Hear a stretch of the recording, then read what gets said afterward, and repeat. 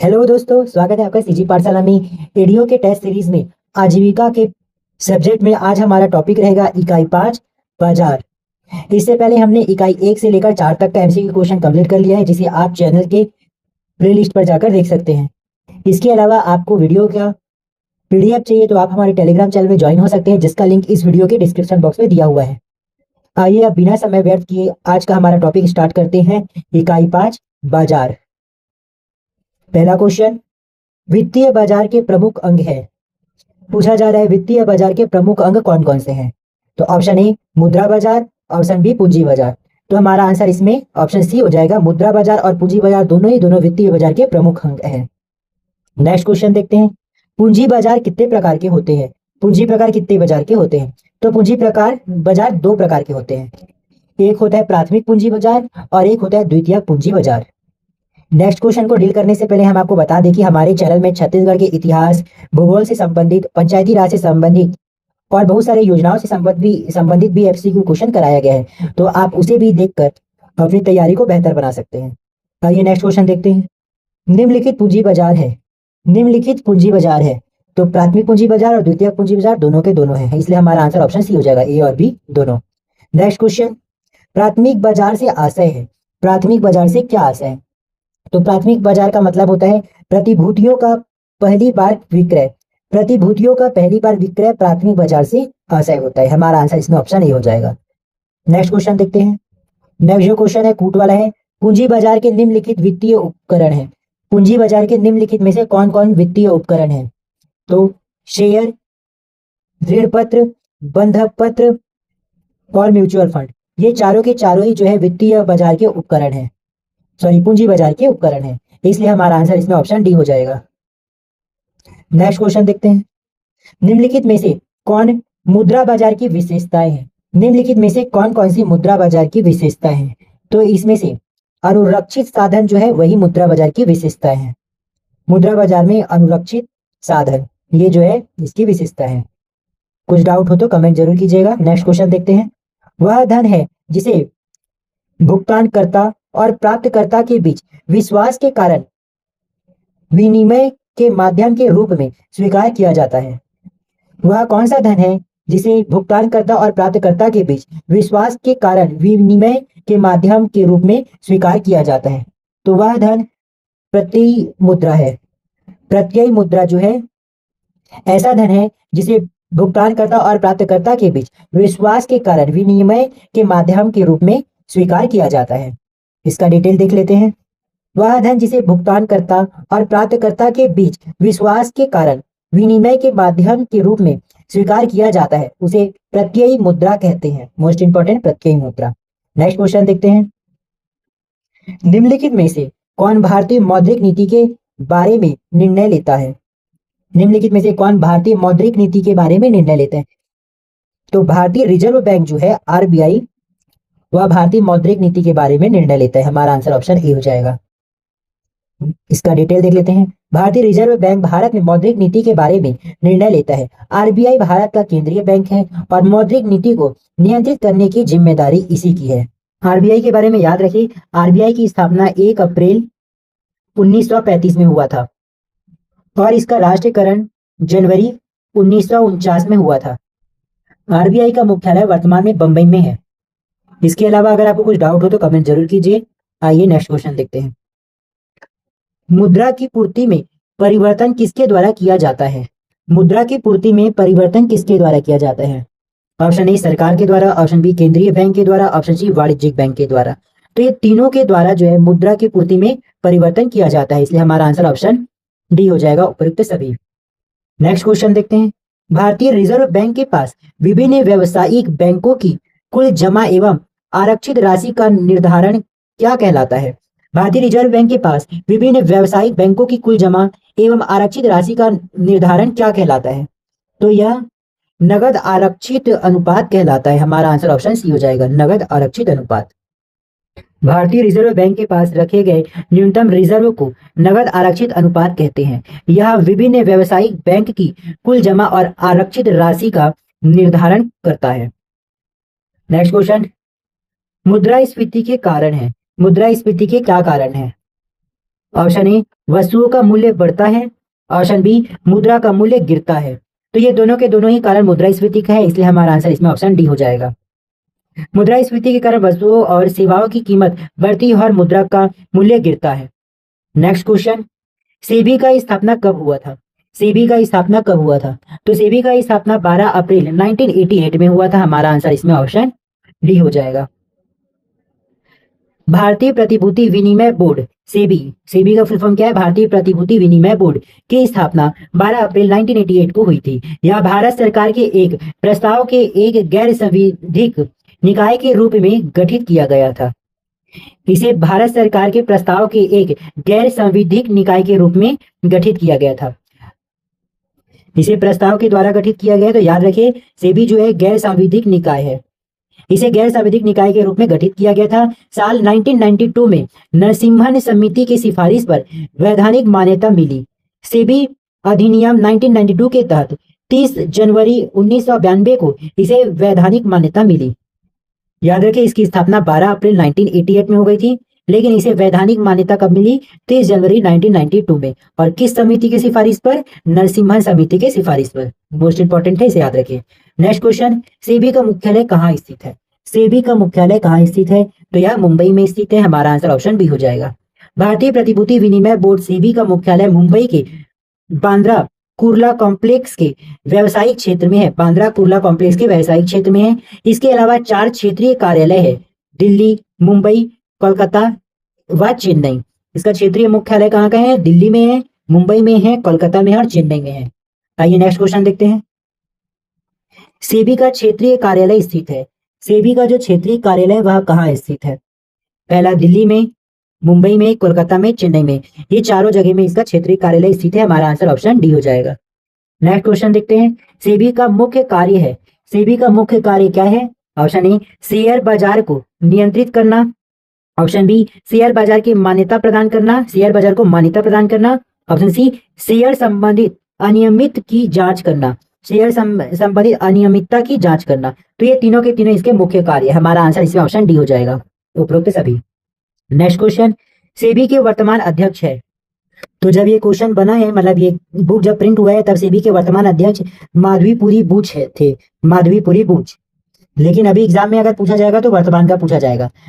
1 मार्च 2025 को सेबी के 11वें अध्यक्ष तुहिन कांत पांडे को बनाया गया है। किसे बनाया गया है? तुहिन कांत पांडे, तुहिन कांत पांडे। याद रखिए अभी अभी बना है तो ये इंपॉर्टेंट हो सकता है। तुहिन कांत पांडे को सेबी का वर्तमान अध्यक्ष बनाया गया है 1 मार्च 2025 को। और ये कौन से नंबर के? 11वें नंबर के अध्यक्ष है। आइए नेक्स्ट क्वेश्चन देखते हैं।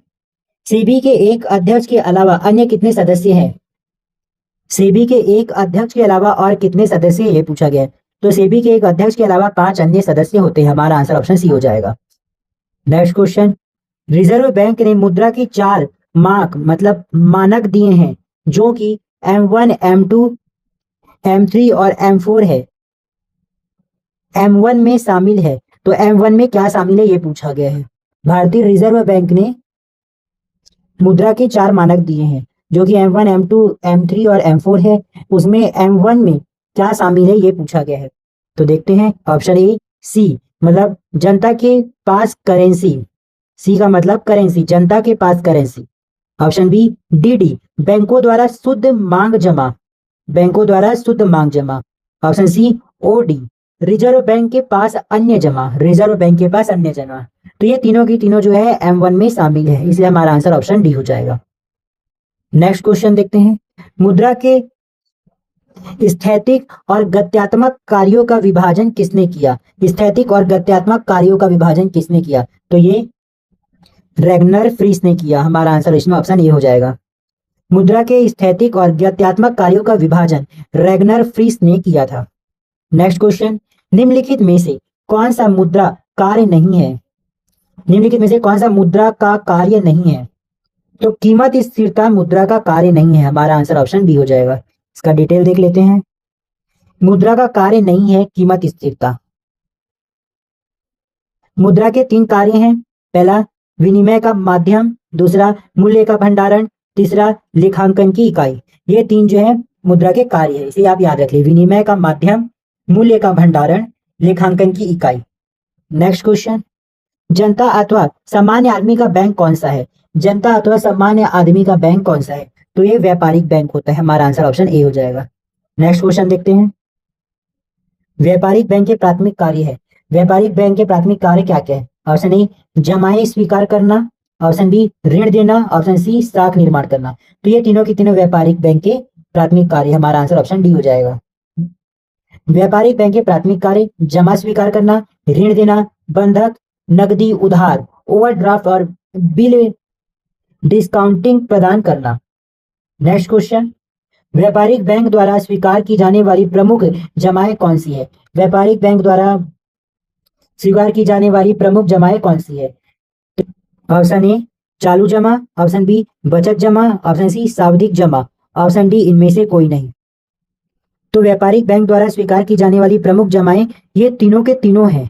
शायद ये क्वेश्चन गलत है या हमको आंसर लेना पड़ेगा इनमें से कोई नहीं। लेकिन याद रखिए ये तीनों की तीनों जो है इनकी जमाएं, ये जो है चालू जमा, बचत जमा और सावधिक जमा, ये तीनों के तीनों व्यापारिक बैंक द्वारा स्वीकार की जाने वाली जमाएं हैं। मतलब ये तीनों को स्वीकार करते हैं।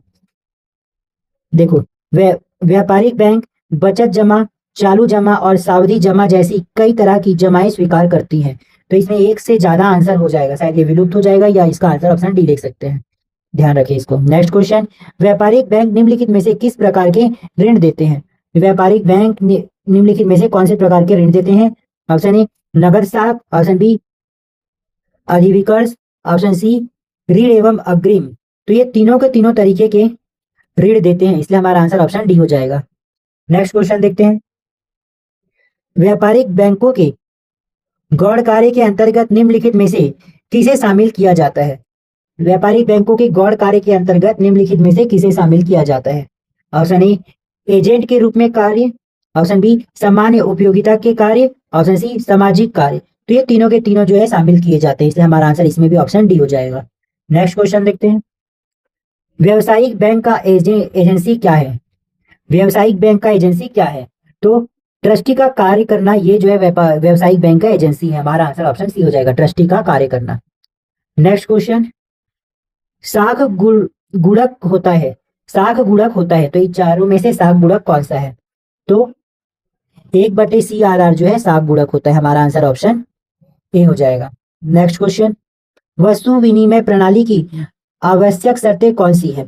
वस्तु विनिमय प्रणाली की आवश्यक शर्तें कौन सी है? ऑप्शन ए आवश्यकताओं का सीमित होना, ऑप्शन बी सीमित विनिमय करना क्षेत्र, सीमित विनिमय क्षेत्र, ऑप्शन सी आर्थिक रूप से पिछड़ा समाज, ऑप्शन डी उपरोक्त सभी। तो हमारा आंसर इसमें भी उपरोक्त सभी हो जाएगा। वस्तु विनिमय प्रणाली की आवश्यक शर्तें ये तीनों के तीनों है। इसका डिटेल में और क्लियर हो जाएगा। वस्तु विनिमय प्रणाली की आवश्यक शर्त, आवश्यकताओं का दोहरा संयोग, वस्तु विनिमय प्रणाली में वस्तुओं और सेवाओं का सीधा आदान प्रदान किया जाता है, इसमें पैसे का इस्तेमाल नहीं किया जाता है। याद रखें, इसमें पैसे का इस्तेमाल नहीं किया जाता, वस्तुओं और सेवाओं का सीधा सीधा आदान प्रदान किया जाता है।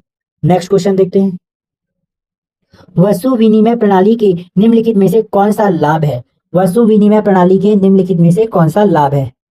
तो इसका लाभ ऑप्शन ए सरल प्रणाली, ऑप्शन बी आपसी सहयोग में वृद्धि, ऑप्शन सी आर्थिक असमानताएं नहीं होती इसमें। इसलिए तीनों के तीनों जो इसका लाभ है, इसमें भी हमारा आंसर ऑप्शन डी हो जाएगा। वस्तु विनिमय प्रणाली के लाभ, यह एक सरल प्रणाली होता है, इसमें मौद्रिक प्रणाली की तरह कोई जटिलताएं नहीं होती है, प्राकृतिक संसाधनों का अत्यधिक दोहन नहीं होता है। ये सब इसके लाभ है। नेक्स्ट क्वेश्चन, मुद्रा विकास क्रम का सही अनुक्रम कौन सा है? मुद्रा विकास क्रम का सही अनुक्रम कौन सा है? तो इसमें हमारा आंसर ऑप्शन बी हो जाएगा, वस्तु मुद्रा, धातु मुद्रा और पत्र मुद्रा। मुद्रा विकास क्रम का सही अनुक्रम वस्तु मुद्रा, धातु मुद्रा और पत्र मुद्रा है। नेक्स्ट क्वेश्चन देखते हैं, निम्नलिखित में से किसके द्वारा कहा गया है कि मुद्रा वह है जो मुद्रा कार्य करे? मुद्रा वह है जो मुद्रा कार्य करे, ये किसके द्वारा कहा गया है? तो ये जो है हार्टले विदर्स द्वारा कहा गया है। हमारा आंसर इसमें ऑप्शन ए हो जाएगा। नेक्स्ट क्वेश्चन, मुद्रा के प्राथमिक कार्य के अंतर्गत निम्नलिखित में किसे शामिल किया गया है? तो मुद्रा के प्राथमिक कार्य के अंतर्गत में विनिमय का माध्यम, मूल्य का मापक, ये दोनों को शामिल किया गया। हमारा आंसर इसमें ऑप्शन सी हो जाएगा। नेक्स्ट क्वेश्चन देखते हैं, मुद्रा का गौण कार्य के अंतर्गत निम्नलिखित में से किसे शामिल किया जाता है? मुद्रा के गौण कार्य के अंतर्गत किसे शामिल किया जाता है? ऑप्शन ए स्थगित भुगतान की माप, ऑप्शन बी मूल्य का संचय, ऑप्शन सी मूल्य हस्तांतरण। इन तीनों को क्या किया जाता है? शामिल किया जाता है। हमारा आंसर इसमें भी ऑप्शन डी हो जाएगा। मुद्रा के गौण कार्यों में स्थगित भुगतान की माप, मूल्य का संचय और मूल्य हस्तांतरण शामिल किया जाता है। नेक्स्ट क्वेश्चन, मुद्रा वह वस्तु है, मुद्रा वह वस्तु है जो मूल्य का माप हो, मुद्रा वह वस्तु है जो मूल्य का माप हो, विनिमय के लिए स्वीकार किया जाए, जिसके रूप में धन संपत्ति संग्रह किया जाए। तो ये तीनों की तीनों जो है मुद्रा का परिभाषा हो सकता है। तो इसमें हमारा आंसर ऑप्शन डी हो जाएगा, उपरोक्त सभी। नेक्स्ट क्वेश्चन, मुद्रा के पूर्ति से हमारा आशय है, मुद्रा के पूर्ति से हमारा क्या आशय है? ऑप्शन ए बैंक में जमा राशि, ऑप्शन बी जनता के पास उपलब्ध रुपये, ऑप्शन सी डाकघर में जमा बचत खाते की राशि। तो ये तीनों के तीनों जो है मुद्रा होते हैं, इसलिए हमारा आंसर ऑप्शन डी हो जाएगा, उपरोक्त सभी। मुद्रा की पूर्ति के से तात्पर्य किसी देश की अर्थव्यवस्था में उपलब्ध धन की मात्रा जिसमें नकदी और बैंकों में जमा राशि शामिल होते हैं। नेक्स्ट क्वेश्चन, यूटीआई से आशय है, यूटीआई का फुल फॉर्म पूछा गया है। तो यूटीआई का फुल फॉर्म होता है unit trust of India, unit trust of India UTI का फुल फॉर्म है। ऑप्शन ए हमारा आंसर हो जाएगा। नेक्स्ट क्वेश्चन, पहला म्यूचुअल फंड की स्थापना हुआ था, पूछा जा रहा है पहला म्यूचुअल फंड की स्थापना कब हुआ था? तो यह 1 फरवरी 1964 में हुआ था। हमारा आंसर इसमें ऑप्शन डी हो जाएगा। भारत का पहला mutual fund unit trust of India की स्थापना 1 फरवरी 1964 में हुई थी। हालांकि इसकी अवधारणा 1963 में शुरू हो गई थी। इसका उद्देश्य था कि आम निवेशकों को शेयर बाजार में भाग लेने के लिए प्रोत्साहित किया जाए, आम निवेशकों को शेयर बाजार में भाग लेने के लिए प्रोत्साहित किया जाए। तो इसका स्थापना कब हुआ था? 1 फरवरी 1964 में। नेक्स्ट क्वेश्चन देखते हैं, म्यूचुअल फंड का मुख्यालय स्थित है, म्यूचुअल फंड का मुख्यालय कहाँ स्थित है? तो यह मुंबई में स्थित है। हमारा आंसर ऑप्शन बी हो जाएगा, म्यूचुअल फंड का मुख्यालय मुंबई में स्थित है। नेक्स्ट क्वेश्चन, म्यूचुअल फंड के निम्नलिखित प्रकार है। तो इसमें 4 प्रकार दिया गया है, उसमें कौन सा म्यूचुअल फंड का प्रकार है वो देखना है। पहला ऋण या निश्चित आय फंड, दूसरा मिश्रित या संतुलित फंड, तीसरा मुद्रा बाजार या अल्पकालीन फंड, चौथा इक्विटी लिंक सेविंग स्कीम। तो ये चारों के चारों जो है म्यूचुअल फंड के प्रकार है, इसलिए हमारा आंसर इसमें ऑप्शन डी हो जाएगा। नेक्स्ट क्वेश्चन, म्यूचुअल फंड के निम्नलिखित लाभ है, म्यूचुअल फंड के क्या क्या लाभ है? ऑप्शन ए म्यूचुअल फंड का प्रबंधन पेशेवर लोगों द्वारा किया जाता है, ऑप्शन बी छोटे निवेश भी किए जाते हैं, ऑप्शन सी म्यूचुअल फंड को सुगमता से बेचा जा सकता है, म्यूचुअल फंड को सुगमता से बेचा जा सकता है। तो ये तीनों के तीनों ही जो है म्यूचुअल फंड के लाभ है। हमारा आंसर इसमें ऑप्शन डी हो जाएगा। कुछ डाउट हो तो आप कमेंट कीजिए, और वीडियो आपको थोड़ा भी हेल्पफुल लग रहा है तो लाइक जरूर कीजिए और अपने दोस्तों को भी शेयर कीजिए, जिससे हमारा मेहनत और लोगों तक पहुंच सके। आइए नेक्स्ट क्वेश्चन देखते हैं। वर्तमान में भारत के 2 प्रमुख स्टॉक एक्सचेंज है, भारत के 2 प्रमुख स्टॉक एक्सचेंज कौन से हैं भारत के, वो पूछा गया है। Option A Bombay stock exchange, option B national stock exchange. तो ये दोनों के दोनों भी वर्तमान भारत में स्टॉक एक्सचेंज है, इसलिए हमारा आंसर इसमें ऑप्शन सी हो जाएगा, ए और बी दोनों। Next question, Bombay stock exchange का स्थापना कब हुआ था? बॉम्बे स्टॉक एक्सचेंज का स्थापना 9 जुलाई 1875 में हुआ था। हमारा आंसर इसमें ऑप्शन ए हो जाएगा। बॉम्बे स्टॉक एक्सचेंज की स्थापना 9 जुलाई 1875 को हुई थी। कपास व्यापारी प्रेमचंद रायचंद ने इसकी स्थापना की थी। याद रखिए, कपास व्यापारी प्रेमचंद रायचंद ने इसकी स्थापना की थी। यह एशिया का सबसे पुराना और दुनिया का 10वां सबसे पुराना स्टॉक एक्सचेंज है। एशिया का सबसे पुराना है और दुनिया का 10वां सबसे पुराना स्टॉक एक्सचेंज है। आइए नेक्स्ट क्वेश्चन देखते हैं। बॉम्बे स्टॉक एक्सचेंज का मुख्यालय स्थित है, बॉम्बे स्टॉक एक्सचेंज का मुख्यालय कहाँ है? तो यह दलाल स्ट्रीट मुंबई में। हमारा आंसर ऑप्शन बी हो जाएगा, Dalal Street Mumbai. Next question, Bombay stock exchange का सूचकांक है, बॉम्बे स्टॉक एक्सचेंज का सूचकांक सेंसेक्स है। हमारा आंसर ऑप्शन सी हो जाएगा, Sensex. Next question, Bombay stock exchange का बेस ईयर है, बॉम्बे स्टॉक एक्सचेंज का बेस ईयर क्या है? तो इसका बेस ईयर 1978 से 79 है। हमारा आंसर ऑप्शन डी हो जाएगा। डिटेल, बॉम्बे स्टॉक एक्सचेंज के इंडेक्स सेंसेक्स का बेस ईयर 1978 से 79 है। सेंसेक्स की शुरुआत 1986 में हुई थी, इसे आप याद रखें। नेक्स्ट क्वेश्चन, एशिया का सबसे पुराना स्टॉक एक्सचेंज है तो कौन सा है? बॉम्बे स्टॉक एक्सचेंज है। हमारा आंसर ऑप्शन सी हो जाएगा। Next question, national stock exchange की स्थापना किस समिति की सिफारिश पर की गई थी? नेशनल स्टॉक एक्सचेंज की स्थापना किस समिति की सिफारिश पर की गई थी? तो इसकी स्थापना फिरवानी समिति की सिफारिश पर की गई थी। हमारा आंसर ऑप्शन ए हो जाएगा। इसका डिटेल देखते हैं। नेशनल स्टॉक एक्सचेंज की स्थापना फिरवानी समिति की सिफारिश पर की गई थी। वित्त मंत्रालय ने निवेशकों तक शेयर बाजार को आसानी से पहुंचाने के लिए एनएसआई के स्थापना का फैसला किया था। एनएसआई के स्थापना का फैसला किया था। Next question, national stock exchange का स्थापना कब हुआ था? नेशनल स्टॉक एक्सचेंज का स्थापना 1992 में हुआ था। हमारा आंसर ऑप्शन बी हो जाएगा, 1992 में। नेशनल स्टॉक एक्सचेंज की स्थापना 27 नवंबर 1992 में हुई थी। यह भारत का सबसे बड़ा और तकनीकी रूप से अग्रणी स्टॉक एक्सचेंज है। भारत का सबसे बड़ा और तकनीकी रूप से अग्रणी स्टॉक एक्सचेंज है। Next question, national stock exchange का मुख्यालय स्थित है। नेशनल स्टॉक एक्सचेंज का मुख्यालय वर्ली मुंबई में है। हमारा आंसर ऑप्शन बी है, दोनों के दोनों मुंबई में है। याद रखें, इसका कहां पे है? वर्ली मुंबई में है। Next question, national stock exchange का सूचकांक है। नेशनल स्टॉक एक्सचेंज का सूचकांक क्या है?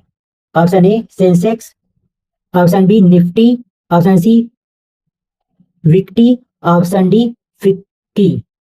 हमारा आंसर ऑप्शन बी हो जाएगा, निफ्टी। नेशनल स्टॉक एक्सचेंज का मुख्यालय, यहाँ पे मुख्यालय लिखा है, ये प्रिंट मिस्टेक है। सूचकांक क्या है? निफ्टी है। नेशनल स्टॉक एक्सचेंज का सूचकांक निफ्टी है। इसे निफ्टी 50 के नाम से भी जाना जाता है, निफ्टी 50 के नाम से भी जाना जाता है। Next question, national stock exchange का बेस ईयर है। नेशनल स्टॉक एक्सचेंज का बेस ईयर क्या है? तो इसका बेस ईयर 1965 है। हमारा आंसर ऑप्शन डी हो जाएगा। नेक्स्ट क्वेश्चन, भारत का पहला dematerialise non paper stock exchange है। नॉन पेपर स्टॉक एक्सचेंज कौन सा है भारत का पहला, ये पूछा जा रहा है। तो यह over the counter exchange of India है। Over the counter exchange of India. हमारा आंसर ऑप्शन ए हो जाएगा। भारत का पहला dematerialise non paper stock exchange over the counter exchange of India है। नेक्स्ट क्वेश्चन, भारत की सबसे बड़ी स्टॉक एक्सचेंज है। भारत की सबसे बड़ी स्टॉक एक्सचेंज क्या है? ऑप्शन ए नेशनल स्टॉक एक्सचेंज है। भारत का सबसे बड़ा stock exchange national stock exchange है। यह मुंबई में स्थित है और तकनीकी रूप से अग्रणी स्टॉक एक्सचेंज माना जाता है। नेक्स्ट क्वेश्चन देखते हैं, over the counter exchange of India का स्थापना कब हुआ था? तो इसका स्थापना 1990 में हुआ था। हमारा आंसर ऑप्शन ए हो जाएगा। Detail, over the counter exchange of India की स्थापना साल 1990 में हुई थी। इसकी स्थापना का मकसद निवेशकों और कंपनियों को प्रतिभूतियों का व्यापार करने और उन्हें जारी करने का एक और तरीका देना था। नेक्स्ट क्वेश्चन, भारत का प्रथम ऑनलाइन व्यापार सुविधा संपन्न कंप्यूटरीकृत एक्सचेंज है। भारत का प्रथम ऑनलाइन व्यापार सुविधा संपन्न कंप्यूटरीकृत एक्सचेंज कौन सा है? तो यह है over the counter exchange of India. हमारा आंसर ऑप्शन सी हो जाएगा। नेक्स्ट क्वेश्चन देखते हैं, वर्तमान में भारत में कुल कितने स्टॉक एक्सचेंज है? वर्तमान में भारत में कुल 23 स्टॉक एक्सचेंज है। हमारा आंसर ऑप्शन डी हो जाएगा। नेक्स्ट क्वेश्चन, बुल स्टॉक के से आशय है। बुल स्टॉक से आशय क्या है? तो इससे आशय जिस शेयर का मूल्य बढ़े उसे क्या बोला जाता है? बुल स्टॉक कहा जाता है। जिस शेयर का मूल्य बढ़ता है उसे बुल स्टॉक कहा जाता है। डिटेल, बुल स्टॉक का मतलब है जिसे शेयर की कीमतें बढ़ रही हो या बढ़ने की उम्मीद हो, उसे बुल स्टॉक कहा जाएगा। नेक्स्ट क्वेश्चन, बियर स्टॉक से आशय है। बुल स्टॉक और बियर स्टॉक, तो बियर स्टॉक से आशय क्या है? जिस शेयर का मूल्य घटे, जिस शेयर का मूल्य घटे उसे बियर कहा जाता है, बियर स्टॉक। घटने से याद रखना, आप बियर पीते हैं तो बियर से बॉटल से बियर जो है घटते जाता है, इसलिए बियर स्टॉक मतलब जिस शेयर का मूल्य घटे, और बुल स्टॉक का मतलब जिस शेयर का मूल्य बढ़ता है। नेक्स्ट क्वेश्चन, शेयर घोटाला की जांच हेतु गठित समिति है। शेयर में अगर घोटाला हो जाता है तो उसकी जांच करने के लिए कौन सी समिति है? तो उसके लिए जानकी रमन समिति बनाया गया। हमारा आंसर ऑप्शन सी हो जाएगा, जानकी रमन समिति। नेक्स्ट और मोस्ट इंपॉर्टेंट क्वेश्चन, शेयर घोटाला जांच हेतु कानून कब बना? शेयर घोटाला जांच हेतु कानून 2002 में बना। हमारा आंसर ऑप्शन बी हो जाएगा। नेक्स्ट क्वेश्चन, एक बाजार जहां नई प्रतिभूतियां पहली बार खरीदी व बेची जाती है, उसे किस नाम से जाना जाता है? तो वह पूंजी बाजार कहलाता है। हमारा आंसर ऑप्शन ए हो जाएगा। चलिए नेक्स्ट क्वेश्चन की ओर।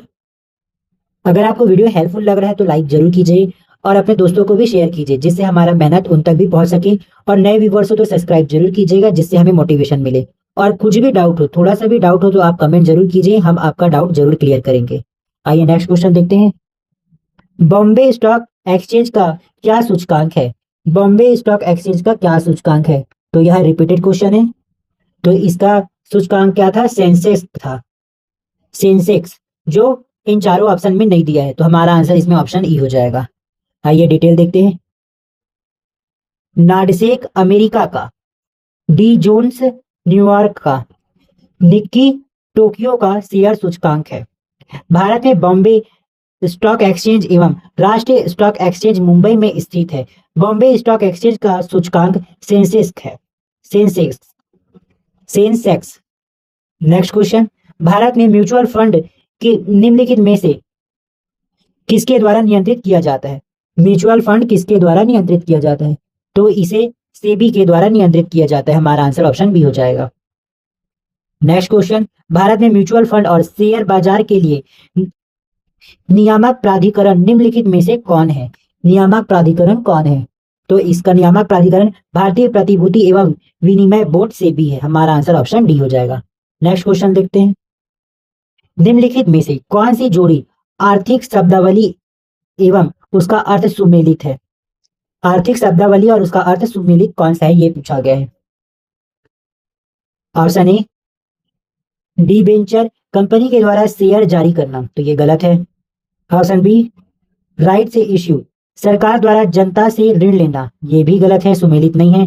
ऑप्शन सी वेंचर कैपिटल, नए व्यवसाय के लिए जुटाई जाने वाली पूंजी, तो ये सही है। नए व्यवसाय के लिए जुटाई जाने वाली पूंजी को वेंचर कैपिटल कहा जाता है। नेक्स्ट क्वेश्चन देखते हैं। निम्नलिखित में से किस वर्ष में भारतीय प्रतिभूति एवं विनिमय बोर्ड सेबी की स्थापना की गई? निम्नलिखित में से किस वर्ष में सेबी की स्थापना की गई है, इसे पूछा गया है। तो सेबी की स्थापना 1988 में हुआ है। हमारा आंसर ऑप्शन बी हो जाएगा।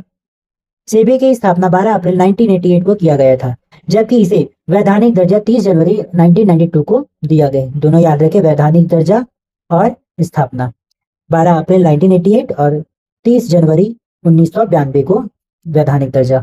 Next question. अर्थशास्त्री क्रूनो के, यहाँ कुर्नो लिखा है, के अनुसार बाजार की परिभाषा है। अर्थशास्त्री कुर्नो के अनुसार बाजार की परिभाषा क्या है? तो बाजार की परिभाषा, बाजार का अर्थ उस समस्त क्षेत्र से होता है जिसमें क्रेता व विक्रेता एक दूसरे के साथ इतने निकट संपर्क में होते हैं। तो यही हमारा सही आंसर हो जाएगा, ऑप्शन ए, क्रूनो के अनुसार यही परिभाषा है। नेक्स्ट क्वेश्चन देखते हैं। बाजार के निम्नलिखित विशेषताएं हैं। तो बाजार के निम्नलिखित कौन कौन से विशेषताएं हैं? ऑप्शन ए क्रेता और विक्रेता होने चाहिए। ऑप्शन बी स्वतंत्र प्रतियोगिता होने चाहिए। ऑप्शन सी बाजार का पूर्ण ज्ञान होना चाहिए। तो ये तीनों विशेषता कंपलसरी है। हमारा आंसर ऑप्शन डी हो जाएगा। नेक्स्ट क्वेश्चन देखते हैं। बाजार का वर्गीकरण निम्नलिखित आधार पर किया जाता है। बाजार का वर्गीकरण किसके आधार पर किया जाता है? ऑप्शन ए क्षेत्र के आधार पर, ऑप्शन बी समय के आधार पर, ऑप्शन सी प्रतियोगिता के आधार पर, ऑप्शन डी उपरोक्त सभी। हमारा आंसर ऑप्शन डी उपरोक्त सभी हो जाएगा। नेक्स्ट क्वेश्चन देखते हैं। क्षेत्र के आधार पर बाजार को कितने भागों में विभक्त किया जाता है? क्षेत्र के आधार पर बाजार को 4 भागों में बांटा जाता है। हमारा आंसर ऑप्शन सी हो जाएगा। Next question. स्थानीय बाजार के निम्नलिखित विशेषताएं हैं। स्थानीय बाजार के कौन कौन से विशेषता है? ऑप्शन ए बाजार में केवल उन्हीं वस्तुओं का क्रय विक्रय किया जाता है जो उसी स्थान विशेष से उत्पादित होते हैं, तो ये सही है। ऑप्शन बी स्थानीय बाजार के क्षेत्र सीमित होते हैं, ये भी सही है। ऑप्शन सी स्थानीय बाजार में शीघ्र नष्ट होने वाली वस्तु जैसे दूध, दही, सब्जी आदि आते हैं, ये भी सही है। तो ये तीनों सही है, इसलिए हमारा आंसर ऑप्शन डी उपरोक्त सभी हो जाएगा। चलिए नेक्स्ट क्वेश्चन देखते हैं। प्रादेशिक बाजार के निम्नलिखित विशेषताएं हैं। प्रादेशिक बाजार की कौन से विशेषताएं हैं? ऑप्शन ए किसी वस्तु के क्रेता विक्रेता एक विशेष प्रदेश या बड़े क्षेत्र में फैले होते हैं, तो ये तो सही है। ऑप्शन बी प्रादेशिक बाजार में वस्तु के मांग एवं पूर्ति किसी प्रदेश विशेष तक सीमित रहती है, ये भी सही है। ऑप्शन सी लाख की चूड़ी के बाजार राजस्थान तक सीमित है, ये भी सही है। तो ये तीनों सही है। इसलिए हमारा आंसर ऑप्शन डी हो जाएगा, उपरोक्त सभी। नेक्स्ट क्वेश्चन, समय के आधार पर बाजार को कितने भागों में विभक्त किया जाता है? समय के आधार पर बाजार को कितने भागों में बांटा जाता है? तो इसे भी 4 भागों में बांटा जाता है। हमारा आंसर इसका ऑप्शन सी हो जाएगा।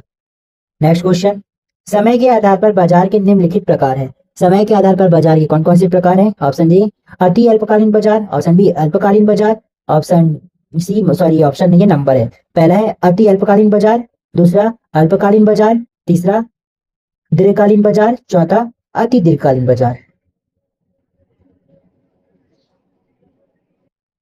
पहला अति अल्पकालीन बाजार, दूसरा अल्पकालीन बाजार, तीसरा दीर्घकालीन बाजार, चौथा अति दीर्घकालीन बाजार। तो ये चारों के चारों जो है समय के आधार पर बाजार को डिफाइन करते हैं, इसलिए हमारा आंसर ऑप्शन डी हो जाएगा। नेक्स्ट क्वेश्चन, प्रतियोगिता के आधार पर बाजार को कितने भागों में विभक्त किया जाता है? प्रतियोगिता के आधार पर बाजार को 3 भागों में बांटा जाता है। हमारा आंसर ऑप्शन बी हो जाएगा। नेक्स्ट क्वेश्चन देखते हैं, प्रतियोगिता के आधार पर बाजार के निम्नलिखित प्रकार है। पहला पूर्ण प्रतियोगिता बाजार, ऑप्शन ए पूर्ण प्रतियोगिता बाजार, ये तो सही है। ऑप्शन बी अपूर्ण प्रतियोगिता बाजार, ये भी सही है। ऑप्शन सी एकाधिकारी प्रतियोगिता बाजार, ये भी सही है। तो ये तीनों के तीनों सही है, इसलिए हमारा आंसर ऑप्शन डी हो जाएगा। प्रतियोगिता के आधार पर 3 प्रकार है और तीनों का डिटेल हमने देख लिया। नेक्स्ट क्वेश्चन देखते हैं, भारतीय ग्रामीण बाजार के महत्व निम्नलिखित है। भारतीय ग्रामीण बाजार के महत्व कौन कौन से हैं? पहला कृषि उत्पादन की आसान विपणन क्षमता, दूसरा रोजगार के अवसरों में वृद्धि, तीसरा तेजी से आर्थिक विकास, चौथा कृषि आधारित उद्योगों का विकास, संतुलित औद्योगिक विकास। तो ये चारों के चारों जो है इसका महत्व है। हमारा आंसर ऑप्शन डी हो जाएगा। नेक्स्ट क्वेश्चन देखते हैं, वर्तमान ग्रामीण बाजार के निम्नलिखित विशेषताएं हैं। वर्तमान ग्रामीण बाजार के कौन कौन से विशेषताएं हैं? ऑप्शन ए क्षेत्रीय व भाषाई विविधता, ऑप्शन बी बाजार की आय मौसम पर आधारित होती है, ऑप्शन सी ग्रामीण बाजार का भौगोलिक दृष्टि से बिखरे हुए है। तो ये तीनों के तीनों जो है इसकी विशेषता है। हमारा आंसर ऑप्शन डी हो जाएगा, उपरोक्त सभी। आशा करता हूँ आपको समझ आ रहा होगा, सिंपल लिखा हुआ है। अगर फिर भी कुछ भी डाउट हो तो कमेंट जरूर कीजिए, हम आपका रिप्लाई देंगे। नेक्स्ट क्वेश्चन, भारतीय ग्रामीण बाजार के समक्ष निम्नलिखित चुनौतियां है। भारतीय ग्रामीण बाजार के समक्ष कौन कौन सी चुनौतियां है? पहला कृषि पर निर्भर है, तो ये तो सही है। दूसरा पैकेजिंग की समस्या है, ये भी सही है। तीसरा भंडारण का अभाव है, ये भी सही है। ये तीनों चुनौती है। चौथा परिवहन की समस्या। तो कई सारे ऐसे दुर्गम क्षेत्र होते हैं जहाँ परिवहन की भी समस्या होती है, तो ये चारों के चारों सही है। इसलिए हमारा आंसर इसमें ऑप्शन डी हो जाएगा। पहला दूसरा तीसरा प्रिंटिंग मिस्टेक, चौथा नहीं दिया है, लेकिन इसमें हमारा आंसर ऑप्शन डी हो जाएगा। नेक्स्ट क्वेश्चन देखते हैं, ग्रामीण बाजार विपणन के लिए निम्नलिखित संस्था है। ग्रामीण बाजार विपणन के लिए कौन कौन सी संस्था है? ऑप्शन ए खादी व ग्राम उद्योग, option B Indian farmer fertiliser cooperative limited, ये भी है। तीसरा कृषक भारतीय कोऑपरेटिव लिमिटेड, कृषक भारतीय कोऑपरेटिव लिमिटेड, ये भी है। तो ये तीनों के तीनों है, हमारा आंसर ऑप्शन डी हो जाएगा। चलिए नेक्स्ट क्वेश्चन देखते हैं, पूंजी बाजार के अंतर्गत शामिल नहीं होते हैं। पूंजी बाजार के अंतर्गत कौन शामिल नहीं होते? तो जमा प्रमाण पत्र ये जो है शामिल नहीं होते। पूंजी बाजार के अंतर्गत जमा प्रमाण पत्र शामिल नहीं होते। हमारा आंसर ऑप्शन डी हो जाएगा। नेक्स्ट क्वेश्चन, प्रतिस्पर्धी व्यवहार और प्रतिस्पर्धी बाजार संरचना ये दोनों किस तरीके से संबंधित होते हैं, ये पूछा गया है। हमारा आंसर ऑप्शन ए हो जाएगा, विपरीत रूप से संबंधित होते हैं। ये दोनों विपरीत रूप से संबंधित होते हैं। प्रतिस्पर्धी व्यवहार और प्रतिस्पर्धी बाजार संरचना विपरीत रूप से संबंधित होते हैं। जैसे जैसे बाजार संरचना अधिक प्रतिस्पर्धी होती जाती है, फर्मों के बीच प्रतिस्पर्धी व्यवहार की तीव्रता कम होती जाती है। आइए नेक्स्ट क्वेश्चन देखते हैं। अब ये टॉपिक लास्ट आ गया है। निम्नलिखित में से कौन सा एकाधिकार की विशेषता नहीं है? निम्नलिखित में से कौन सा एकाधिकार की विशेषता नहीं है? तो एक खरीदार और कई विक्रेता, ये जो है एकाधिकार की विशेषता नहीं है। बाकी ये 3 है, जैसे ऑप्शन बी कोई करीबी विकल्प नहीं होता, ऑप्शन सी एक विक्रेता और कई खरीदार होते हैं, ऑप्शन डी विक्रेता द्वारा कीमत पर पूर्ण नियंत्रण होता है। इसे आप याद रखिए, कौन सा एक निम्नलिखित में से कौन सा एकाधिकार की विशेषता नहीं है? तो एक खरीदार होगा और कई विक्रेता होगा, तो इसमें एकाधिकार नहीं दिख रहा है। इसमें अलग अलग विक्रेता का अलग अलग अधिकार होगा, इसलिए हमारा आंसर इसमें ऑप्शन डी हो जाएगा। बाकी आपको समझ आ गया होगा, डिटेल देख लेते हैं। एकाधिकार की विशेषता एक विक्रेता और कई खरीदार होती है। एक खरीदार और कई विक्रेता की बाजार स्थिर एकाधिकार नहीं है, बल्कि एकाधिकार खरीदार का वर्णन करती है। बल्कि एकाधिकार जो है खरीदार का वर्णन करती है। नेक्स्ट क्वेश्चन देखते हैं। अगर आपको कुछ भी डाउट हो तो आप कमेंट कीजिएगा। आप इसे पहले से पढ़ रहे होंगे तो आप क्वेश्चन को देखकर समझ पा रहे होंगे। फिर भी कुछ भी डाउट हो तो कमेंट जरूर कीजिएगा, आपके एग्जाम के लिए इंपॉर्टेंट होगा। आइए नेक्स्ट क्वेश्चन देखते हैं। लागत सिद्धांत में खालिस्तान वक्र का सामान्य आकार एक आयताकार अति परवलय होता है। लागत सिद्धांत में क्या चीज वक्र का सामान्य आकार एक आयताकार अति परवलय होता है? तो इसमें हमारा आंसर हो जाएगा औसत स्थिर लागत। लागत सिद्धांत में औसत स्थिर लागत वक्र का सामान्य आकार एक आयताकार अति परवलय होता है। सूक्ष्म अर्थशास्त्र में परिवर्तनशील लागत एक परिवर्तनशील लागत के लिए प्रति यूनिट होने वाली कुल परिवर्तनशील लागत का प्रतिनिधित्व करती है। यह उत्पादन में प्रति परिवर्तन के साथ बदलती है। तो ये इतना इंपॉर्टेंट नहीं है, इसको ध्यान ना दें। भारत में मुद्रास्फीति को मापा जाता है। तो भारत में मुद्रास्फीति को किससे मापा जाता है? उपभोक्ता मूल्य सूचकांक के द्वारा मापा जाता है। हमारा आंसर इसमें ऑप्शन डी हो जाएगा।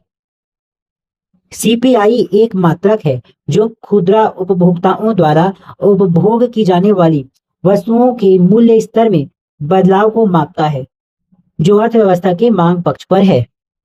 तो यहीं पे इकाई 5 हमारा कंप्लीट होता है, बाजार से संबंधित एमसीक्यू क्वेश्चंस। अगर आपको कुछ भी डाउट हो तो आप कमेंट कीजिए, और हमारा मेहनत अगर आपको अच्छा लगा हो तो आप लाइक जरूर कीजिए और अपने दोस्तों को भी शेयर कीजिए। इसके अलावा आप अगर नए व्यूअर्स हो तो सब्सक्राइब जरूर कीजिएगा और टेलीग्राम में जुड़ जाइए अगर आपको पीडीएफ या किसी अन्य प्रकार के नोट्स चाहिए तो। नेक्स्ट वीडियो में हम देखेंगे इकाई 6 और ये आजीविका का लास्ट इकाई होगा, पशुधन उत्पाद तथा प्रबंधन। पशुधन उत्पाद तथा प्रबंधन मोस्ट इंपॉर्टेंट टॉपिक है। नेक्स्ट वीडियो में मिलते हैं। आपका दिन शुभ रहे। धन्यवाद।